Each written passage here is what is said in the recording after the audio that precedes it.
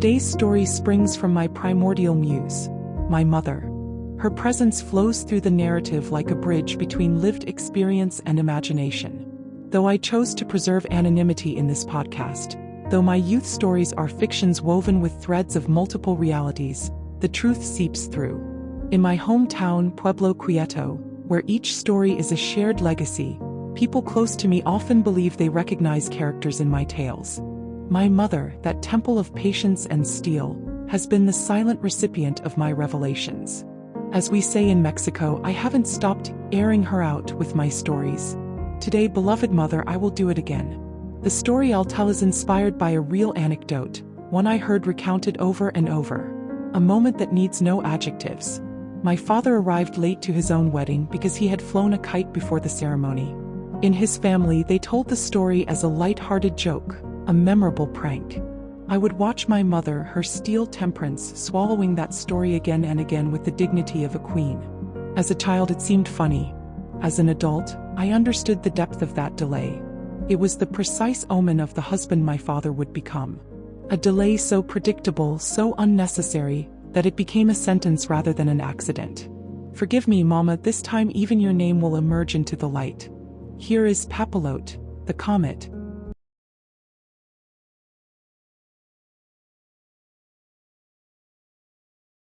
Elena was born a princess.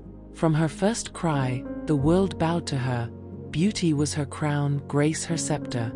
Privileged by a whimsical decree of fate, she moved through spaces as one moves across a stage. Privilege wrapped around her like a cloak. She had the sunniest room in the house, the window facing the street, the first invitation to the dance, the highest grades. Life handed itself to her without struggle, like a servant submitting to her will. Her black curls, her porcelain skin where cheeks and lips burned with intense red, made her almost mythological, a creature inhabiting the borderlands between the divine and the mortal. She would have been a saint in another time, a maiden in another town. She was a lost Guinevere in the harbor, among smells of salt and damp. A white orchid misplaced among a bouquet of common red carnations. Her life revolved around a King Arthur, her father, a king whose majesty required no subjects. What princess would seek a prince when the monarch had already laid his cloak for her? In a girl's childhood, every paternal gesture is a step toward glory. But adolescence arrives like a hurricane, uprooting everything. The Christ above the bed crumbles, Zeus shows his flaws. The fall is brutal, definitive. The scar it leaves never closes. It remains as a groove in memory, a wound that bleeds long after one reaches the altar, or never reaches it at all. For Elena, the collapse was total. One ordinary day, her father left as always, pristine, slicked back, impeccable. But something had changed. The air tasted different, more bitter. And she, from the window, watched him. With those enormous eyes capable of holding entire universes, she sensed something different in that ordinary figure. Those childhood omens that eventually foretell truths became the rust that, in adulthood, corrodes our souls. Her mother, shaped by a lineage of Mexican women tempered in suffering, embraced her martyrdom with an almost religious passivity. She awaited drama as one awaits communion, prepared to endure, to survive. That tragic day, she cooked for her husband as always, starched his shirts, set the table for dinner. He didn't come that night, nor the next, nor in a month, nor in hundreds of nights. And she had to, besides preparing the welcome for the absent husband, serve meals to strangers and starch other people's shirts to survive. Work after work, tear after tear, she kept waiting each night, perfumed with the scent he loved so much. Life is nothing but a succession of rituals. Rituals of love, of pain, of loss. Rituals that define us, consume us, save us, or destroy us. A woman's suffering draws invisible empires. A sigh crumbles more than screams, a tear wounds more than a dagger. Elena's mother mocked her daughters with Eve's sin, being a woman, a territory always at war, always on the verge of invasion. Elena knew it. More than anyone, her father's departure bruised her soul. It dried her heart, crystallizing it forever. That abandonment left her dying in a Camelot in ruins. Without empire or glory, she suddenly had to choose between becoming a woman or a statue. She chose stone. In that house of high ceilings and dense silences, her father's abandonment left marks deeper than any visible wound. The daughters grew like uprooted plants, with the shadow of the absent father cast over their lives like a shroud of ash. But the father returned, almost theatrically, in his brutal simplicity. He sat at the table as if he had never left, as if the years of absence were but a parenthesis in family history. Without questioning him, his wife served coffee with a smile. Elena watched, always on the sidelines, witness to that dramatic play where each character performed their role with almost painful perfection. Her mother maintained the composure of cracked porcelain, in silence. A silence that was an ocean of contained emotions, which became an imperative promise for Elena: never become her mother. She would never, ever serve dinners or start shirts. She had been born a princess. She believed it so intensely that the world believed it too. She was crowned queen of spring, of flowers, of every school celebration. She adopted an aura of royalty.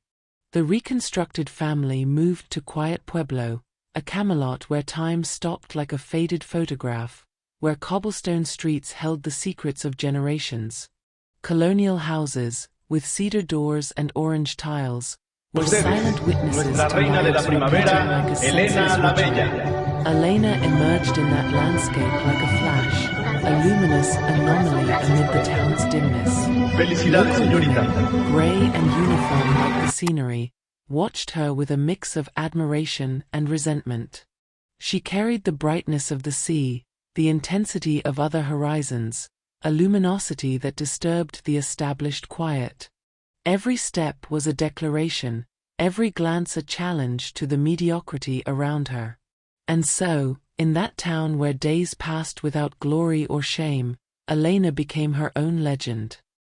Meanwhile, beyond quiet Pueblo, on the margins of the world, an entire generation was rebelling. Ramon, born in the town, inherited the weight of a family that had planted the roots shaping the place. Generation after generation, his lineage forged the history of that land. But he was born with wings.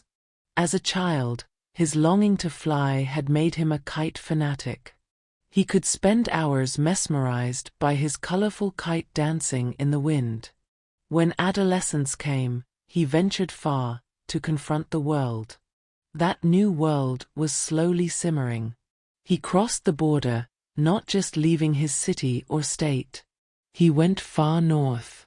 To speak a new language, to let his bronze skin shine among pale men, in times when the masses preached love and peace, consecrating their auras to the age of Aquarius.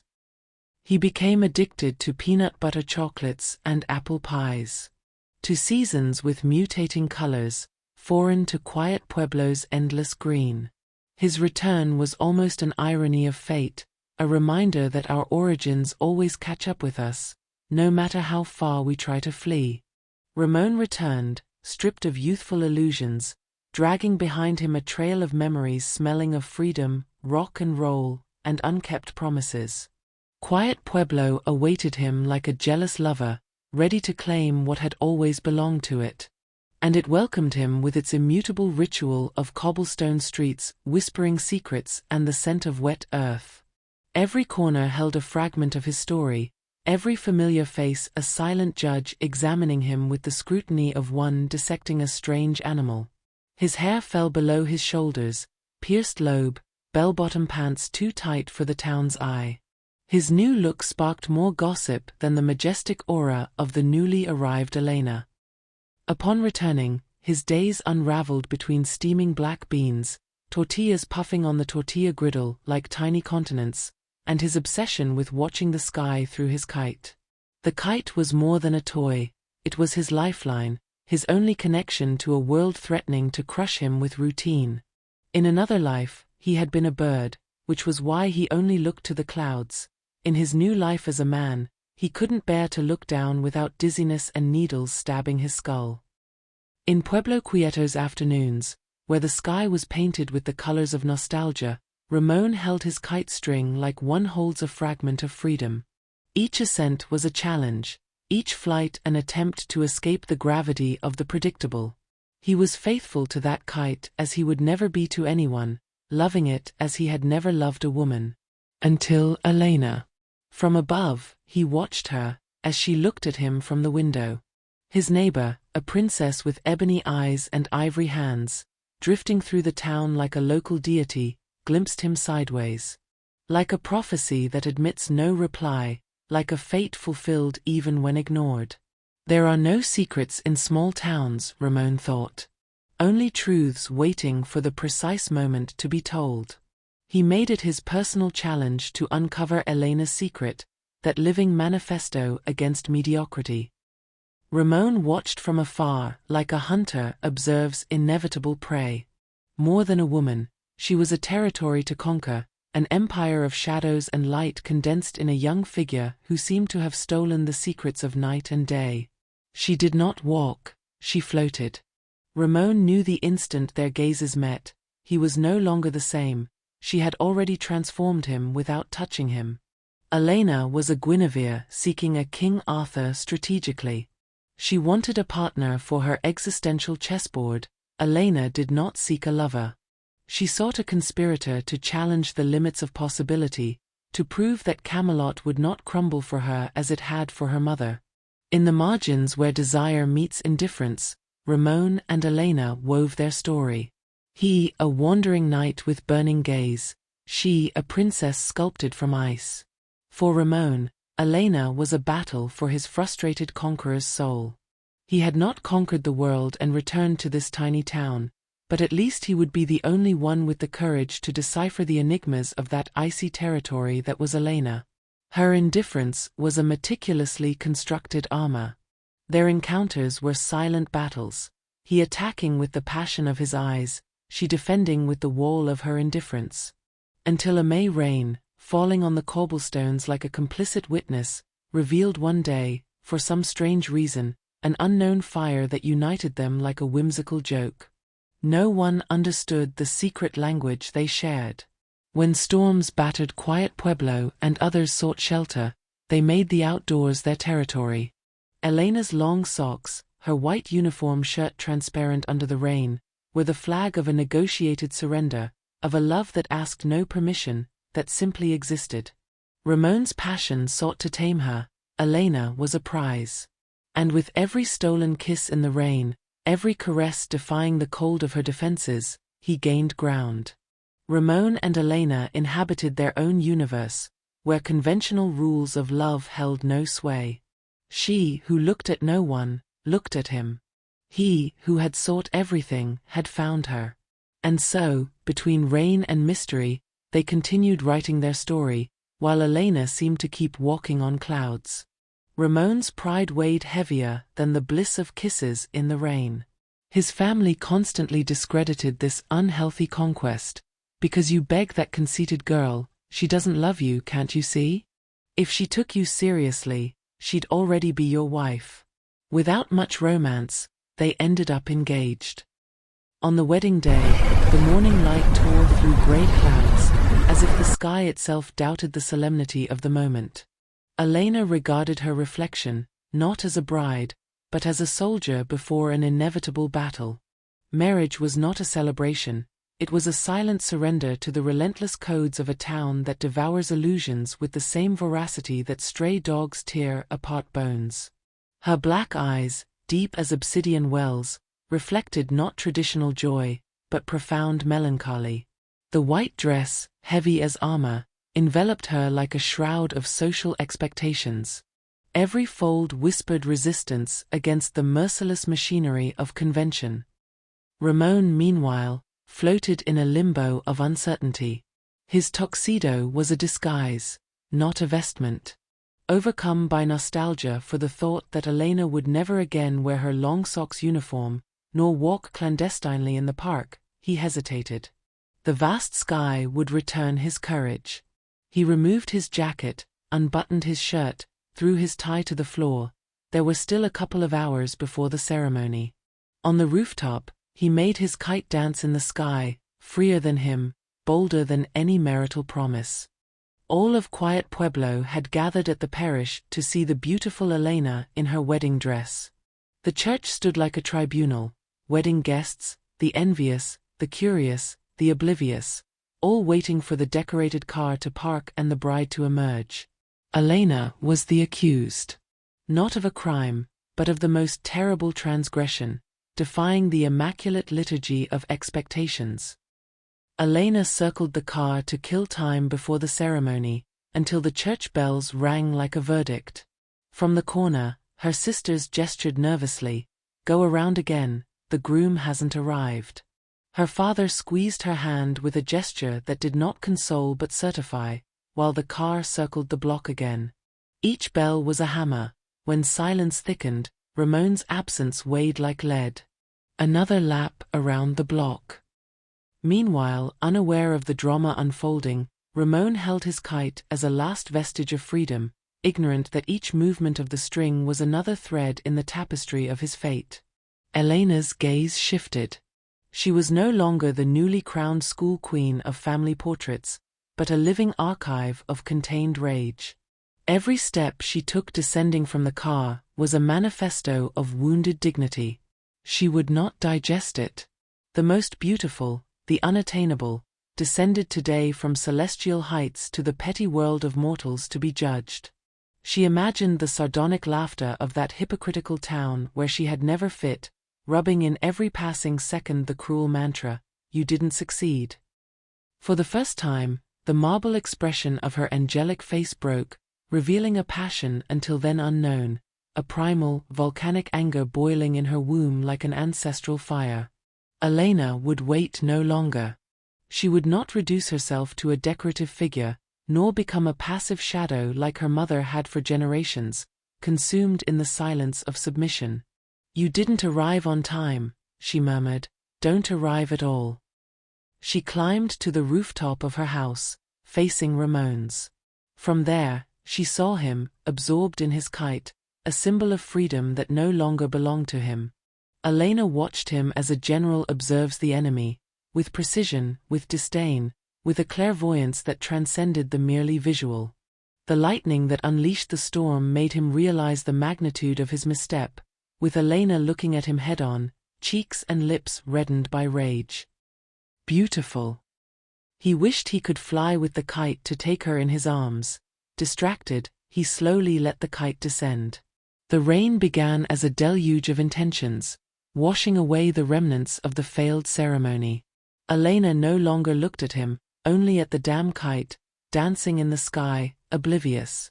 When it reached arm's height, Elena leapt, grabbing it with a decision bordering on madness.